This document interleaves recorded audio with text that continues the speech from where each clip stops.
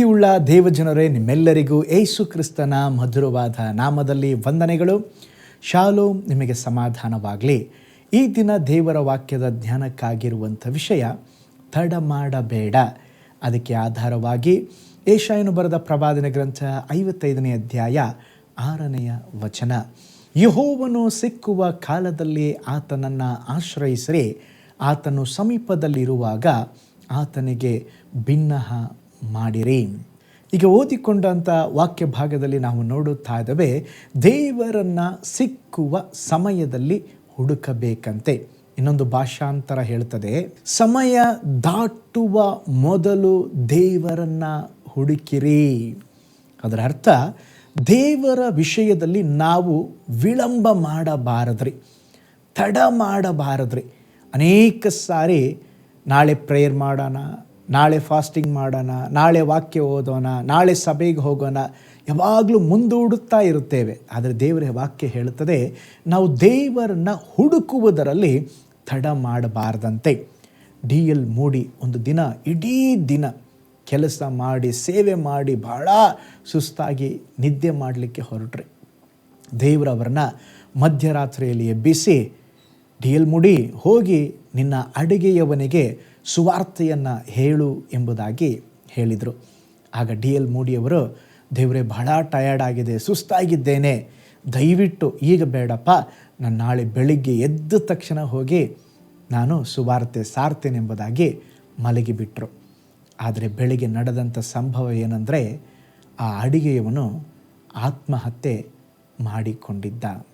ಇದನ್ನು ನೋಡಿದ D.L. ಮೂಡಿಯವರಿಗೆ ಬಹಳ ಬೇಸರವಾಯಿತು. ದೇವರೇ, ಇನ್ನು ಮುಂದೆ ನಾನು ಸಮಯವನ್ನು ವಿಳಂಬ ಮಾಡುವುದಿಲ್ಲ, ನೀನು ಹೇಳುವುದನ್ನು ಕೇಳುತ್ತೇನೆಂಬುದಾಗಿ ಒಪ್ಪಿಸಿಕೊಟ್ಟರು. ಪ್ರೀತಿಯುಳ್ಳ ದೇವಜನರೇ, ಸಮಯ ಬಹಳ ಕಡಿಮೆ ರೀ. ಅದನ್ನು ವಿಳಂಬ ಮಾಡಬಾರ್ದು, ತಡೆ ಮಾಡಬಾರ್ದು. ಸತ್ಯವೇದದಲ್ಲಿ ಸಹ ಸಮಯ ವಿಳಂಬದಿಂದಾಗಿ ಅನೇಕ ಜನರು ಆಶೀರ್ವಾದವನ್ನು ಕಳೆದುಕೊಂಡಿದ್ದರ ಬಗ್ಗೆ ಓದುತ್ತೇವೆ. ಏಸಾವನು ತನ್ನ ತಂದೆಗೆ ಆಹಾರವನ್ನು ತರಲು ತಡವಾದ ಕಾರಣ ಯಾಕೋಬನು ಮೋಸ ಮಾಡಿ ಆ ಆಶೀರ್ವಾದವನ್ನು ಪಡೆದುಕೊಂಡ. ಲೋಟನು ಸೋದಮನ್ನು ಬಿಟ್ಟು ಹೋಗುವುದಕ್ಕೆ ತಡ ಮಾಡಿದ ದೇವದೂತರು ಅವನನ್ನು ಕೈ ಹಿಡಿದು ಪಟ್ಟಣದಿಂದ ಹೊರಗೆ ತಂದು ಬಿಟ್ಟರೆಂಬುದಾಗಿ ನೋಡ್ತೇವೆ. ತಡವಾದ ತೀವ್ರತೆಯ ಪರಿಣಾಮ ಪ್ರಯೋಜನಕಾರಿಯಲ್ಲ ಎಂದು ನಮಗೆ ತಿಳಿದಿದೆ. ಅದೇ ಸಮಯದಲ್ಲಿ ಎಸ್ತೇರಳು ಟೈಮ್ ಬಹಳ ಕಡಿಮೆ ಇದೆ ಎಂಬುದಾಗಿ ತಿಳ್ಕೊಂಡು 3 ದಿವಸ ಉಪವಾಸವನ್ನು ಮಾಡಿ ಬಹಳ ತೀವ್ರವಾಗಿ ಕಾರ್ಯನಿರ್ವಹಿಸಿದ್ದರಿಂದ ಇಸ್ರಾಯೇಲ್ ಜನರು, ಯಹೂದ್ಯರು ಉಳಿಸಲ್ಪಟ್ಟರು. ಪ್ರೀತಿಯುಳ್ಳ ದೇವಜನರೇ, ವಿಳಂಬವು ನಾವು ಅನೇಕ ಆಶೀರ್ವಾದಗಳನ್ನು ಕಳೆದುಕೊಳ್ಳುವಂತೆ ಮಾಡುತ್ತದೆ. ತಡವಾಗಿ ಮಾಡಿದ ಯಾವುದೇ ಕೆಲಸವು ಮಾಡದದ್ದಕ್ಕೆ ಸಮವಲ್ಲವೇ? ಆದುದರಿಂದ ತಡವಾದ ವಿಧೇಯತೆ ಅವಿಧೇಯತೆಗೆ ಸಮವಂತೆ. ಇಂದಿಗೂ ನಮ್ಮಲ್ಲಿ ಅನೇಕರು ತಡವಾಗಿ ಆಲಯಕ್ಕೆ ಹೋಗ್ತಾರೆ, ತಡವಾಗಿ ದೇವರನ್ನ ಹುಡುಕ್ತಾರೆ. ಎಲ್ಲದರಲ್ಲೂ ತಡ ಲೇಟ್ ಎಂಬುದಾಗಿ ಅವರಿಗೆ ಹೆಸರೇ ಕೊಟ್ಬಿಡಬಹುದು. ಆದುದರಿಂದ ಪ್ರೀತಿಯುಳ್ಳ ದೇವಜನರೇ, ನಾವು ತಡ ಮಾಡುವುದು ಬೇಡ.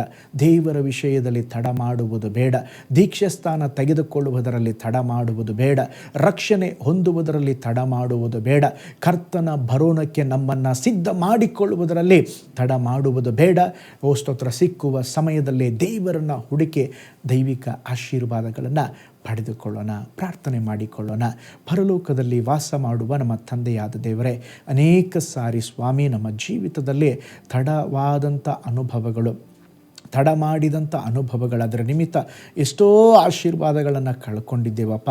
ಆ ಮೊದಲ ಗಿತ್ತಿಯರು ಸ್ವಾಮಿ ದೇವರೇ, ತಡವಾಗಿ ಬಂದಿದ್ದಕ್ಕೆ ಅವರು ಸ್ವರ್ಗವನ್ನೇ ಕಳೆದುಕೊಂಡ್ರಪ್ಪ. ನಮ್ಮ ಜೀವಿತದಲ್ಲಿ ಕೂಡ ಅಂಥ ಅನುಭವಗಳು ಬಾರದಂತೆ ಒಂದೊಂದು ದಿವಸವೂ ದೇವರಿಗೆ ಕೊಡಬೇಕಾದ ಸಮಯವನ್ನು ಹುಡುಕಬೇಕಾದ ಸಮಯದಲ್ಲಿ ಹುಡುಕುವುದಕ್ಕೆ ನಮಗೆ ಸಹಾಯ ಮಾಡಿರಿ. ಈ ವಾಕ್ಯವನ್ನು ಕೇಳಿಸಿಕೊಂಡ, ಈ ವಿಡಿಯೋವನ್ನು ವೀಕ್ಷಿಸಿದ ಎಲ್ಲ ದೇವ ಜನರನ್ನು, ಅವರ ಕುಟುಂಬವನ್ನು ಬ್ಲೆಸ್ ಮಾಡಿರಿ. ಈ ದಿನ ನಿನ್ನ ಮಕ್ಕಳ ಜೊತೆಯಲ್ಲಿ ಇದ್ದು ಅತ್ಯದ್ಭುತವನ್ನು ನಿನ್ನ ಮಕ್ಕಳಿಗೆ ತೋರಿಸಿ ನಡೆಸಬೇಕೆಂಬುದಾಗಿ ನಾನು ಪ್ರೇಯರ್ ಮಾಡ್ತೀನಪ್ಪ. ನಡೆಸ್ರಿ ಯೇಸುವಿನ ಹೆಸರಿನಲ್ಲಿ ತಂದೆಯೇ, amen, amen. Praise the Lord. ಹಾಗಾದರೆ ತಡ ಮಾಡುವುದು ಬೇಡ. ಕರ್ತನು ಸಿಕ್ಕುವ ಸಮಯದಲ್ಲಿ ಕರ್ತನನ್ನು ಹುಡುಕೋಣ.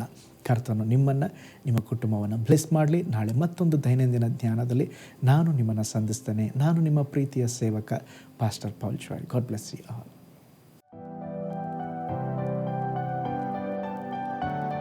ಕರ್ತನಲ್ಲಿ ಪ್ರಿಯರೇ, ಈ ಸಂದೇಶ ಮತ್ತು ಪ್ರಾರ್ಥನೆ ನಿಮಗೆ ಆಶೀರ್ವಾದಕರವಾಗಿದ್ದರೆ, ದೇವರು ನಿಮ್ಮನ್ನು ಪ್ರೇರೇಪಿಸಿದರೆ, ನಂಬಿಕೆಯಿಂದ ಸಾಗುವ ಈ ಸೇವೆಗೆ ನಿಮ್ಮ ಅಮೂಲ್ಯವಾದ ಕಾಣಿಕೆಯನ್ನು ಬಿತ್ತಿರಿ. ಪ್ರೀತಿಯ ದೇವಜನರೇ, ವಾಯ್ಸ್ ಆಫ್ ಹೋಪ್ ಮಿನಿಸ್ಟ್ರಿಯ ವತಿಯಿಂದ ಕೋರಮಂಗಲದಲ್ಲಿ ಪ್ರತಿ ಭಾನುವಾರ ಬೆಳಿಗ್ಗೆ 9:30ಕ್ಕೆ ಕನ್ನಡ ಆರಾಧನೆ ನಡೆಯುತ್ತಿದೆ. ಆತ್ಮಭರಿತವಾದ ಆರಾಧನೆ, ಮನಮುಟ್ಟುವ ಸಾಕ್ಷಿ, ಬಲಪಡಿಸುವ ದೇವ ಸಂದೇಶ. ಬನ್ನಿ, ನಮ್ಮೊಂದಿಗೆ ಭಾಗಿಯಾಗಿ ಕರ್ತನನ್ನು ಆರಾಧಿಸಿರಿ. ನೂತನ ತಿಂಗಳ ಆಶೀರ್ವಾದ ಕೂಟ ಪ್ರತಿ ತಿಂಗಳು ಮೊದಲ ದಿನ ಸಂಜೆ 7 ಗಂಟೆಗೆ. ಪ್ರತಿ ತಿಂಗಳು 2ನೇ ಶನಿವಾರ ಬಿಡುಗಡೆ ಉಪವಾಸ ಪ್ರಾರ್ಥನೆ ಕೂಟ ಬೆಳಿಗ್ಗೆ 10:30ಕ್ಕೆ. ನಿಮಗಾಗಿ ಪ್ರಾರ್ಥಿಸಬೇಕೆ? ನಿಮಗೆ ಯಾವುದಾದರೂ ಪ್ರಾರ್ಥನೆ ಮನವಿಗಳು ಇರುವುದಾದರೆ ಕೆಳಗಿನ ನಂಬರಿಗೆ ಕರೆ ಮಾಡಿ ಅಥವಾ ವಾಟ್ಸಪ್ ಮಾಡಿರಿ. ಈ ಆತ್ಮಿಕ ಸಂದೇಶಗಳು ನಿಮಗೆ ಆಶೀರ್ವಾದಕರವಾಗಿದ್ದರೆ ಲೈಕ್ ಮಾಡಿರಿ. ಇಂಥ ಅದ್ಭುತ ಸಂದೇಶ ಪ್ರತಿದಿನ ನೋಡಲು ಬಯಸುವುದಾದರೆ ಸಬ್ಸ್ಕ್ರೈಬ್ ಮಾಡಿ ಹಾಗೂ ಇತರರೊಂದಿಗೆ ಶೇರ್ ಮಾಡಿರಿ. ಕರ್ತನು ನಿಮ್ಮನ್ನು, ನಿಮ್ಮ ಕುಟುಂಬವನ್ನು ಆಶೀರ್ವದಿಸಲಿ.